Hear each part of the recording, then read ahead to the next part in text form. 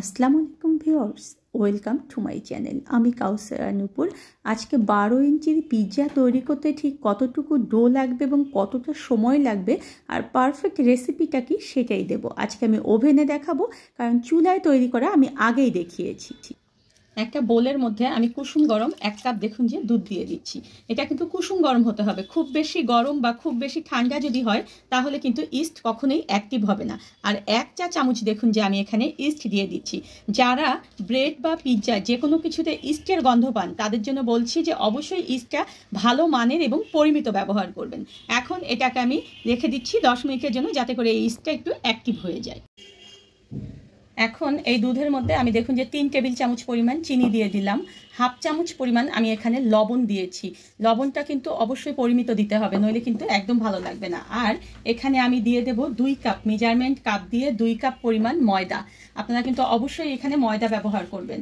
আর এই যে আমি এখানে আপনাদেরকে সঠিক পরিমাপগুলো দেই, এই পরিমাপগুলো কিন্তু আপনারা অবশ্যই নিজেরা ফলো করবেন। আর আমার ভিডিওগুলো অবশ্যই কিন্তু আপনারা শেয়ার করবেন আপনাদের প্রিয়জনদের মাঝে, তাহলে দেখবেন যে আপনাদের মাধ্যমে অনেকেই কিন্তু শিখতে পারবে। দেখুন এভাবে একটু নেড়েচেড়ে নেওয়ার পরে এখানে আমি তেল ব্যবহার করব।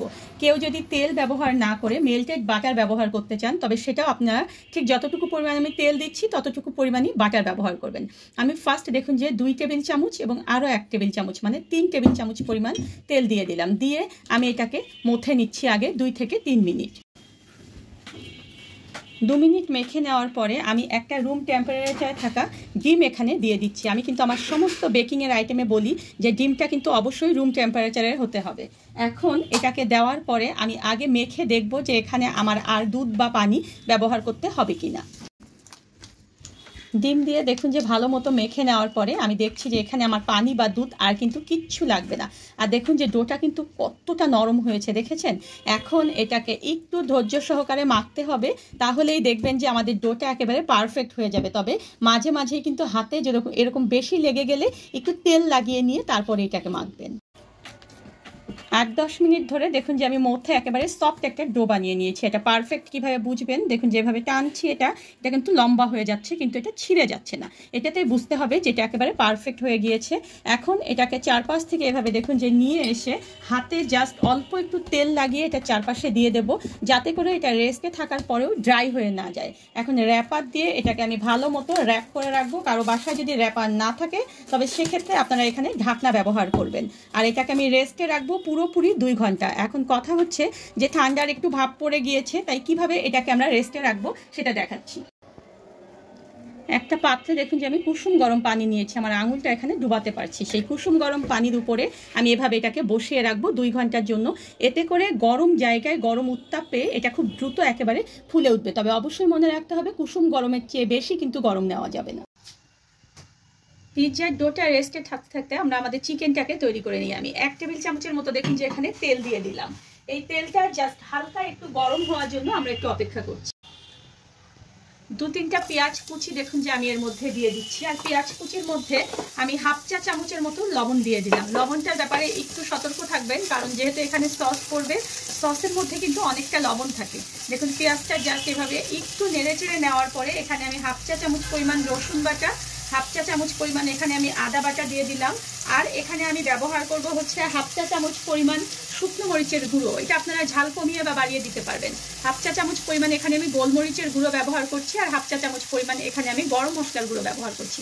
জাদুকরি 3 মশলা আমার ভিডিওতে রয়েছে, সেখানে দেখবেন যে আমি কিভাবে মশলা তৈরি করি সেগুলো আমি দিয়ে দিয়েছি। ডেসক্রিপশন বক্সে সেটার লিঙ্ক দিয়ে দেবো।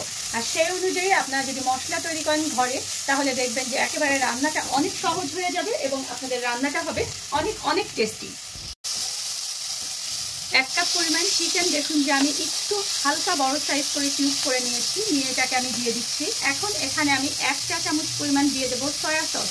সয়া সস যেমন টেস্ট বাড়াবে, তেমনি কিন্তু দেখা যায় যে আমাদের এই চিকেনটাকে সিদ্ধ হতে অনেকটা সহায়তা করবে। আমি হাফ চা চামচের মতো লেবুর রস এখানে দিয়ে দিলাম। এই লেবুর রস দিলে চিকেনের গন্ধটা অনেক অনেক কমে যাবে। আর 1 চা চামচ পরিমাণ আমি এখানে দিয়ে দেবো টমেটো সস।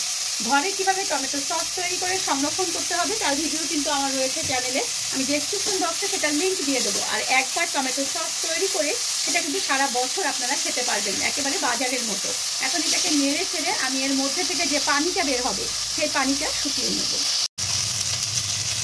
4-5 মিনিট কিন্তু এভাবে করে রান্না করলেই চিকেনটা হয়ে যায়। আর চিকেন কিন্তু খুব বেশি সিদ্ধ করতে হয় না, এমনিতেই ব্রয়লার মুরগির ব্রেস্টের পিসগুলো খুব দ্রুত সিদ্ধ হয়ে যায়। তারপরে এই চিকেনটা যেহেতু আমাদের আবার বেক হবে, তাই এটাই কিন্তু আমাদের একদম শেষ। দেখুন এর নিচে কোনো রকম পানি নেই। ঠিক এই অবস্থায় চুলার জালটাকে বন্ধ করে দিয়ে এটাকে আমরা ঠান্ডা হতে দেবো। এখন দেখুন যে 2 ঘন্টা পরে ফিরে এলাম। আমার ডোটা দেখুন যে একেবারে ফুলে কত বড় হয়ে গেছে। হাতের তালুতে জাস্ট আমি অল্প একটু তেল নিয়ে এখান থেকে সমস্ত বাতাসগুলো দেখুন যে বের করে দেব, এবং দেওয়ার পরে এটাকে আবার আমি এখানে 2 থেকে 3 মিনিট একটু মথে নেব।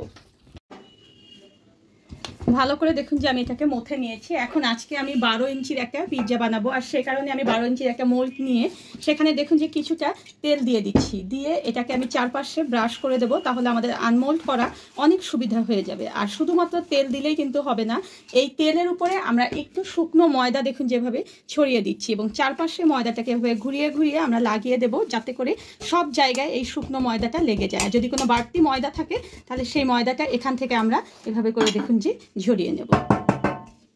আমার একদম মোল্ড কিন্তু রেডি। পুরো যে ডোটা ছিল সেই ডোটা পুরোটাই কিন্তু আমার লাগবে, তাই পুরো ডোটাই দেখুন যে আমি এখানে নিয়ে নিয়েছি। আর হাত দিয়ে ফার্স্ট দেখুন যে এভাবে আমি একটু চেপে চেপে বড় করে দিয়ে আমি একটা বেলনার সাহায্যে একটা বড় রুটি বানিয়ে নেব। যত বড় আমার আসলে মোল্ডটা তত বড় রুটি আমি এখানে বানিয়ে নেব। ব্রেডটা ঠিক দেখুন যে কতটুকু পুরুত্ব হবে আমি দেখিয়ে দিচ্ছি। ঠিক এরকম দেখুন যে এইরকম পুরুত্বে হবে। এখন আমার মোল্ডটা যে রয়েছে সেই মোল্ডের উপরে আমি এটা পুরোটাই দেখুন যে বিছিয়ে দিচ্ছি। মোল্ডের চারপাশে দেখুন যে সুন্দর করে দেওয়ার পরে ঠিক এইভাবে করে মোল্ডের ঠিক নিচের যে অংশ সেই অংশে আঙুল দিয়ে এভাবে একটু চেপে চেপে আমরা উপরের দিকে এভাবে উঠিয়ে দেব। তাহলে দেখবেন যে এটা যখন ফুলে থাকবে উপরটা তখন দেখতে ভালো লাগবে। দেখুন ঠিক এইভাবে করে আমরা চারপাশে এটাকে দিয়ে দিলাম। দিয়ে এখন এটাকে আমাদের একটা কাজ করতে হবে। কাজটা কি আমি দেখাচ্ছি। দেখুন যে আমাদেরকে এরকম কাঁটা চামচ দিয়ে এটাকে ছিদ্র করে দিতে হবে, এতে করে আমাদের এই যে পিৎজার যে ব্রেডটা রয়েছে সেই ব্রেডটা আর ফুলে উঠবে না। এই ছিদ্রগুলো যখন করবেন তখন কিন্তু অবশ্যই খেয়াল রাখবেন যে ঠিক যে জায়গাগুলো আমি আঙুল দিয়ে চেপে দিয়েছিলাম সেই জায়গাগুলোই একটু ছিদ্র করে দেবেন। তাহলে হবে কি এই জায়গাগুলো থেকে এই উপরের অংশগুলো সুন্দর মতো ফুলে উঠবে। এখন আমি এখানে পিৎজা সস দিয়ে দিচ্ছি। সসটা ঠিক আপনি কতটুকু দিতে চান সেটা আপনার উপরে ডিপেন্ড করবে, তবে একটু বেশি সসই হলে কিন্তু এটা খেতে ভালো লাগে। কারো ঘরে যদি কেনা পিৎজা সস না থাকে তাহলে ইনস্ট্যান্ট পিৎজা সস কীভাবে তৈরি করবেন তার কিন্তু ভিডিও আমার চ্যানেলে দেওয়া রয়েছে, আমি ডেসক্রিপশন বক্সে সেটার লিঙ্ক দিয়ে দেবো। ঠিক সেই অনুযায়ী আপনারা ঘরেই তৈরি করতে পারবেন। এখন আমি এখানে কিছুটা দেখুন যে সসেস ইউজ করব, আর সসেস কিভাবে ঘরে সহজে তৈরি করতে হবে তার কিন্তু ভিডিও আমার চ্যানেলে দেওয়া রয়েছে, ডেসক্রিপশন বক্সে আমি সেটার লিঙ্ক দিয়ে দেবো। অবশ্যই কিন্তু ঘরে স্বাস্থ্যসম্মতভাবে সসেস তৈরি করে আপনারা ডিপ ফ্রিজে দীর্ঘদিন পর্যন্ত সংরক্ষণ করতে পারবেন। দেখুন আমি এখানে আমার পছন্দ মতো সসেস ছড়িয়ে দিচ্ছি, আপনারা আপনাদের পছন্দ মতো দিয়ে দেবেন। গ্রেট করা মোজারেলা চিজ দেখুন যে আমি এখানে দিয়ে দিচ্ছি। আর মোজারেলা চিজ ঘরে খুব সহজেই তৈরি করে ফেলা যায়। আমার চ্যানেলে দেখবেন যে আমি ভিডিও দিয়ে দিয়েছি, ডেসক্রিপশন বক্সে আমি সেটার লিঙ্কও আপনাদেরকে দিয়ে দেবো। আর এখানে দেখুন যে আমি কিছুটা ক্যাপসিকাম দিয়ে দিচ্ছি। এটা কিন্তু আপনারা যদি কেউ স্কিপ করতে চান সেটাও করতে পারবেন, কোনো সমস্যা নেই। আর কিছুটা দেখুন যে টমেটো আমি এভাবে দিয়ে দিচ্ছি। কিছুটা পেঁয়াজের রিং আমি এখানে দিয়ে দিচ্ছি। এটা কিন্তু আপনারা চাইলে ইউজ করতে পারেন, আবার যদি কেউ না চান ইউজ করতে তাহলেও কিন্তু কোনো সমস্যা নেই, স্কিপ করে ফেলবেন। দেখেছেন? এখন এর উপরে আমি আবার দেখুন যে মোজারেলা চিজ দিয়ে দিচ্ছি। চিজটা কিন্তু সম্পূর্ণ আপনার ব্যাপার, আপনি কতটুকু চিজই খেতে চান সেটা আপনার উপরে ডিপেন্ড করবে। আর আমার যে চিকেনগুলো আমি এখানে রান্না করে রেখেছিলাম সেই চিকেন থেকে দেখুন যে আমি আমার পছন্দ মতো চিকেন দিয়ে দিচ্ছি। আবার এখানে দেখুন যে আমি কিছুটা চিজ দিয়ে দিচ্ছি। এটা যতটা চিজি হবে ততই কিন্তু খেতে ভালো লাগবে, তাই অবশ্যই কিন্তু একটু চিজটাকে বেশি করে দেবেন। আর দেখুন যে এখানে আমি আবার কয়েকটা ক্যাপসিকাম দিয়ে দিচ্ছি, এটা দেখতে অনেক ভালো লাগবে বেক হওয়ার পরে। একটু টমেটো স্লাইস দিয়ে দিচ্ছি, আবার একটু দেখুন যে সসেস এর উপর দিয়ে দিচ্ছি। এটা কিন্তু আমি বলেছি যে আপনারা আপনাদের পছন্দ মতো দিয়ে দেবেন, ঠিক কতটুকু আপনারা ইউজ করতে চান তার উপরে ডিপেন্ড করবে এটা। কিছুটা ব্ল্যাক অলিভ দেখুন যে আমি এখানে দিয়ে দিচ্ছি। এটা কিন্তু ফ্লেভারটা যেমন সুন্দর করবে তেমনি কিন্তু দেখতে অনেক অনেক বেশি সুন্দর লাগে। দেখুন আমি কিছুটা অরিগানো এখানে ছড়িয়ে দিচ্ছি। এটা কিন্তু ইউজ করাটা একেবারে খুবই জরুরি, তবে একেবারে নেহায়েত যদি কারো ঘরে অরিগানো না থাকে তাহলে না দিলেও কিন্তু কোনো সমস্যা নেই। আর এখানে আমি কিছুটা চিলি ফ্লেক্স দিয়ে দেবো, এতে ফ্লেভার যেমন সুন্দর হবে তেমনি কিন্তু খেতেও অনেক ভালো লাগবে। এখন আমি ওভেনটাকে 220 ডিগ্রি তাপমাত্রায় 10 মিনিটের জন্য প্রিহিট করতে দিয়েছি। সেই প্রিহিটেড ওভেনের মধ্যে 220 ডিগ্রি সেন্টিগ্রেড তাপমাত্রায় আমি এটাকে 15 থেকে 20 মিনিট বেক করব। ফিরে এলাম 20 মিনিট পরে। দেখুন আমার পিৎজাটা কিন্তু একদম পারফেক্ট হয়ে গিয়েছে। এক্ষেত্রে একটা কথা বলে রাখি যে আপনার ওভেনটা ঠিক কত বড় এবং আপনার বাসার ইলেকট্রিক ভোল্টেজ ঠিক কতটুকু তার উপরেও কিন্তু একটু সময় এবং টেম্পারেচার নির্ভর করবে। তাই শেষের দিকে এসে একটু চেক করে নেবেন, তাহলেই দেখবেন যে একেবারে পারফেক্ট হয়ে যাবে। ধন্যবাদ সবাইকে।